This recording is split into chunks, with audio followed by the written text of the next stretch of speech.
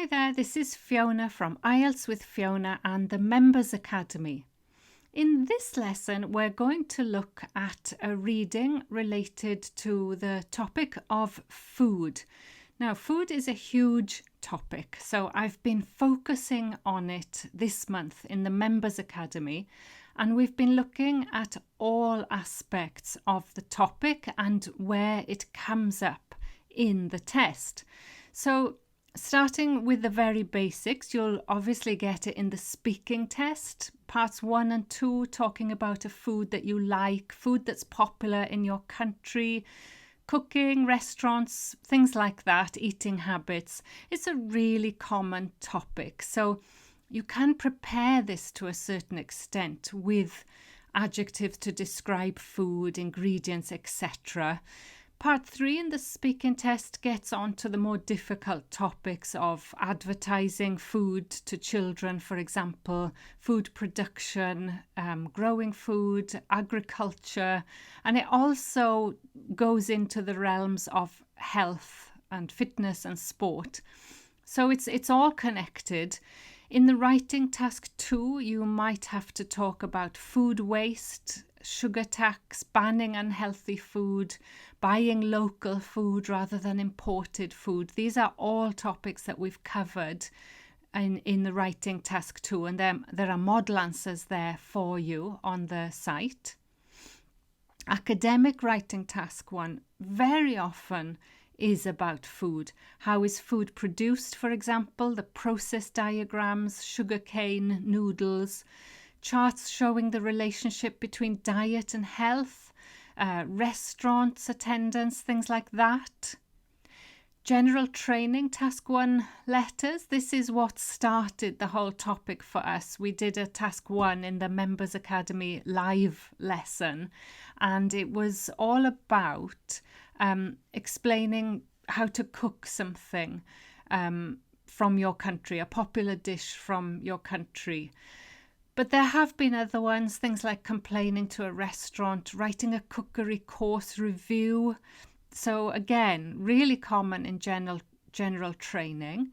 In listening, there are often lectures about very specific foods. For example, there's one about mushrooms and picking mushrooms, maple syrup, the history and how it's extracted. And finally, the reading test, again, in both academic and general training. In the academic test, I found and covered articles on tomatoes, palm oil, nutmeg. In general training, it's more about things like cafe and restaurant reviews, working with food, like working in restaurants and kitchens. But there are also more kind of topical, relevant to task 2 topics, for example, urban farming.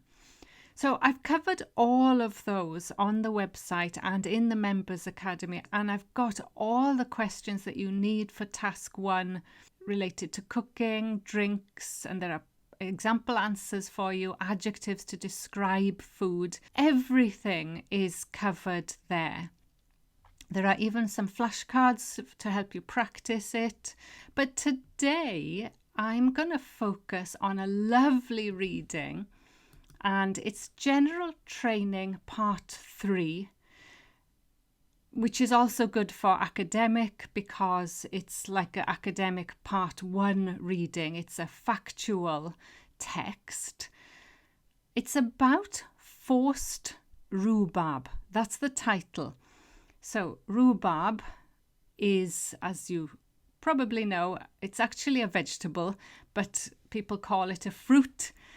And they give you the explanation of what forced rhubarb is in the subtitle. It says, rhubarb has large fan-shaped leaves and long green edible stalks, which are commonly cooked with sugar to make pies and other desserts. So that's what rhubarb is. I'd love to know what it's called in your country. I haven't checked that. Please do let me know and what you do with it, and do you like it? It continues to say one type of rhubarb is grown in the dark to produce longer, rosier stalks, and this is called forced rhubarb. So they explain the title to you. You probably know the word forced really means to push something, maybe unnaturally. So rhubarb would grow naturally outside, but this kind of rhubarb is different. It's forced to grow under very specific conditions in the dark, and it produces a much better taste. It's sweeter and a nicer colour. Now, I found this actual article in the Guardian newspaper, their website. If you put rhubarb triangle, you'll see there's a lovely article there about how rhubarb is grown. And there are images there of people picking the rhubarb in the dark by candlelight, because that's really important. And they talk about that in the article. It's very specific to a region of the UK, the north of England, called Yorkshire. And there's a rhubarb triangle. There are 3 cities in Yorkshire, and within those 3 cities, a lot of the best rhubarb is grown. And the article refers to that. So before we delve in, let's just have a look at the type of questions we've got. We've got list of headings, that comes first, and there are 6 paragraphs, A, B, C, D, E, F, and there are 7 headings, so only 1 is not used there. After that, we've got some multiple choice, 3 multiple choice questions, and finally a gap fill. So let's just quickly skim through the text just to get an idea. Let's look at the capital letters. So paragraph A, the north of England, there's a Yorkshire farmer called David Westwood, and it says something about him. He's been growing rhubarb for 62 years. He started when he was 11. His son Jonathan works on the farm, the sixth generation of Westwoods to grow the pink stems. So that's the background of this farmer. Always they have a personal story to kind of get you interested in the topic.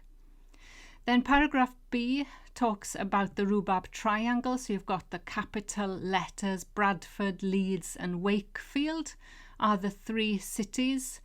And the farmer, Westwood, says it doesn't grow anywhere else the same as this place. And he gives a few reasons. He has some theories.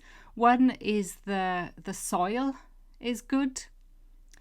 And because this forced rhubarb has to be basically inside sheds, the place was perfect in Leeds because there were many local coal mines which could provide cheap energy to heat the sheds.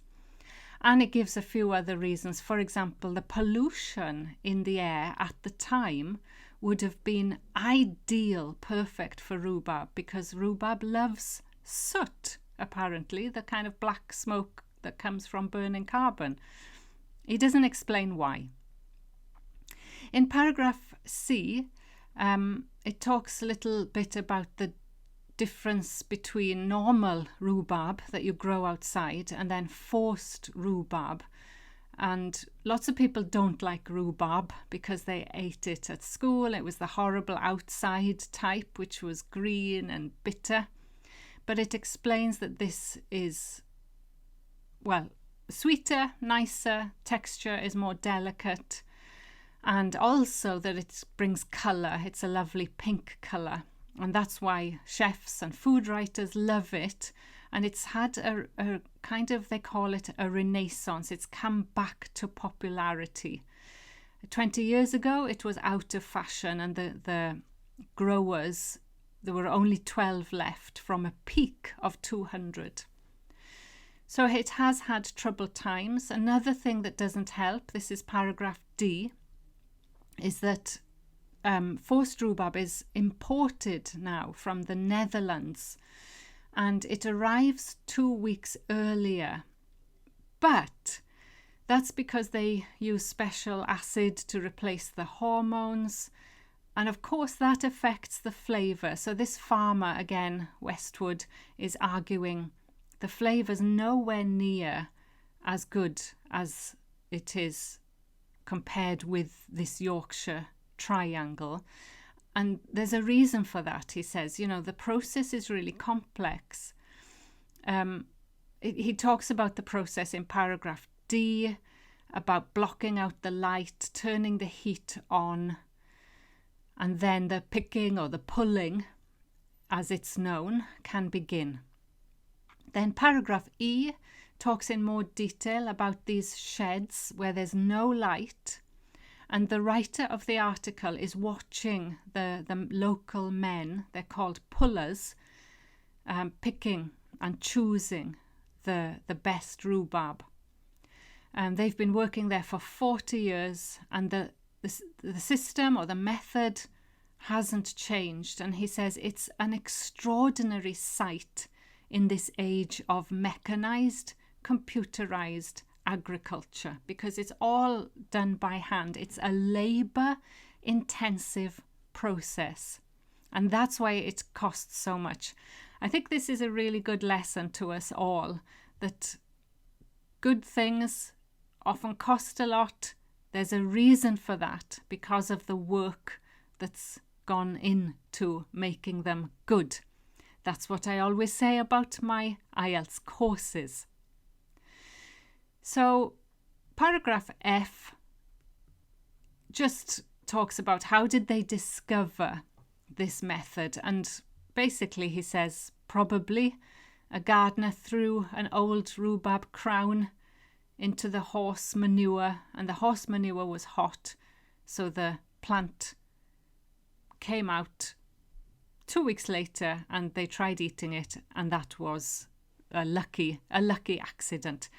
So again, themes here of manure, fertilization of the fields, the crops, the soil, healthy food, all of this is in this text. So now that we've done that, let's go back and look at the headings. So the first one, the extra time is worth it. So do you remember we talked about how much work and effort goes into this process, but it produces a much better flavour. So if we jump back to that paragraph, it was paragraph D, there are certainly simpler ways to grow food. It talks about how much time it takes to produce this forced rhubarb with the best taste. And so the answer there is paragraph D. The next heading is the preferred rhubarb for consumers, the preferred rhubarb. So do you remember in paragraph C, it talked about why people prefer this forced rhubarb, why the chefs and the food writers prefer it. It says it can convert rhubarb haters, so that's all in paragraph C. Now the next paragraph, Yorkshire's declining air quality. You might remember something about pollution and how good the pollution was for rhubarb in that area. But it's a trick, isn't it? It's only mentioned once. The high levels of pollution were good for the rhubarb in paragraph B, but it does not talk about Yorkshire's declining air quality. It's not a process that's happening at the moment. Paragraph 4, heading 4, observing the selection process. Well, do you remember that was when the writer went into the shed and he says, in the sheds it is pitch black, I slip and slide on the paths, and the team of pullers arrive, and he talks there about the men plucking the stems, expertly choosing only the ones that have reached the length of an arm. And it talks a little bit about how traditional this is. So the whole paragraph is about him observing the selection process. So heading 4 is paragraph E. Heading 5, suggesting a possible beginning. That was right at the end. You can see the question in the topic sentence. How was this process in use since Victorian times discovered? How was this process discovered? And that's paragraph F. Heading 6, a long-standing family business, goes right back to the start where we introduced the family, David Westwood and his son Jonathan, and the 6 generations of Westwoods. Finally, heading 7, the best region. So region, you're looking for place names, and it's in paragraph B, the cities of Bradford, Leeds and Wakefield. The Rhubarb triangle, that's all there. So that was pretty straightforward. Let's move on and look at the multiple choice questions. Now, they tell you, the first one is in paragraph C, what aspect of forced rhubarb does the writer praise in paragraph C? So this is where they said why it was better than the natural rhubarb, which is grown in gardens. And you can quickly skim that and find, you know, the taste is better and it looks better. So when you look at the choices, A, its suitability for pies. No, it mentions school pies, but that's not the answer. The smoothness of its stems. I think it mentions the stems somewhere. It does talk about the old green ones, the stems, but it doesn't say, it doesn't praise that. So C, its superiority over other types of rhubarb is the answer, and it's everywhere here in the paragraph. It's the cream of the crop, the upper class of the rhubarb family, and that's the answer. It's C. D is another trick. The number of places it can be successfully grown, that's not mentioned in paragraph C. Now 35 I think is a little repetitive as a question, to be honest. It says, why does the writer think forced rhubarb has become more popular among cooking experts? So remember, it talked about chefs and food writers have fallen in love with forced rhubarb. Again, it's in paragraph C. And I think you can guess this now. Let's look at the options. A, it is cheap and easy to grow. No, not at all. In fact, the opposite is not cheap and easy to grow. B, it is attractive and pleasant to eat. Well, that's it, isn't it? It looks good. It's pink. It talks about that. And it tastes nice. There's a welcome splash of colour in the drab winter months. Local farmers are producing more. No. Imported varieties are in limited supply. No. So the answer 35 is simply that. B, it's attractive and pleasant to eat. And 36 now, I think you can guess.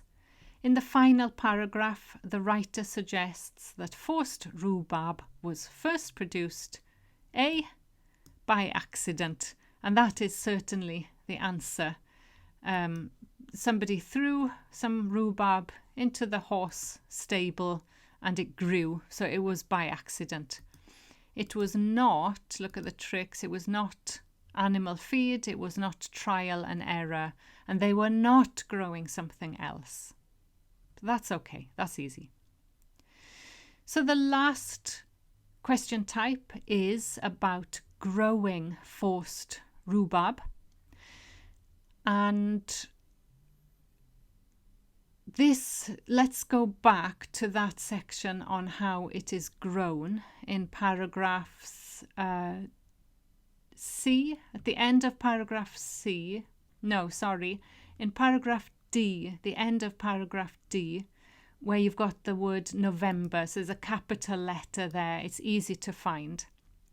And it says, during November, rhubarb crowns are removed from the soil. So you follow the synonyms. Let's make that bigger.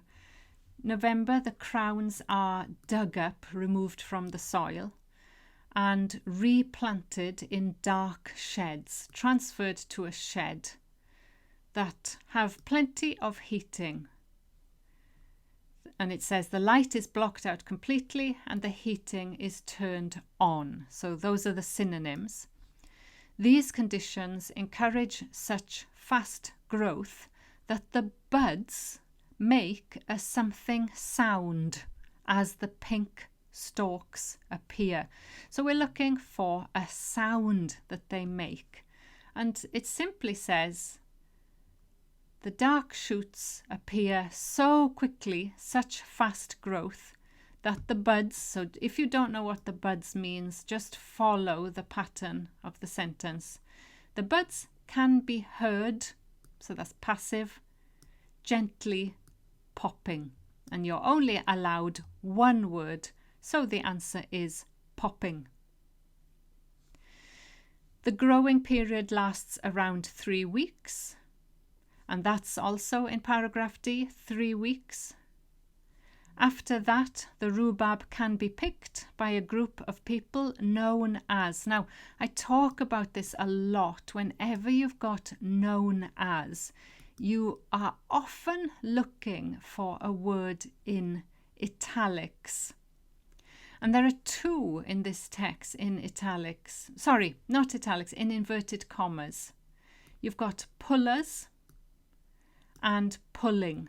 So we know this is called pulling, picking or pulling, and the team are called pullers. So group of people are known as pullers. 38. 39, they use a something to inspect the stems. So what do they use in the dark to look at the stems?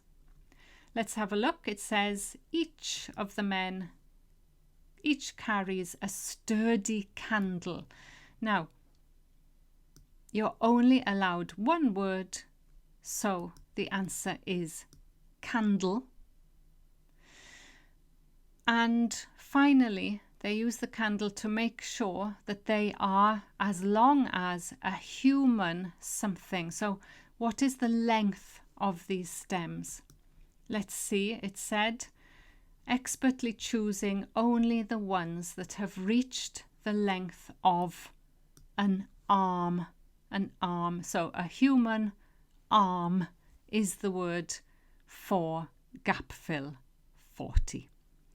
And that is it. So remember, this is all part of a huge topic related to food, where you've got everything you can see on this document related to food, even things like the grammar, made of, made from, made with. That's really important, comes up a lot in the listening course, so I've got a lesson about that as well. So go and check out that lesson. It's on my website and it's in the Members Academy. Let me know if you have any questions. Thanks for listening today, and we'll chat again soon, I hope. Bye bye.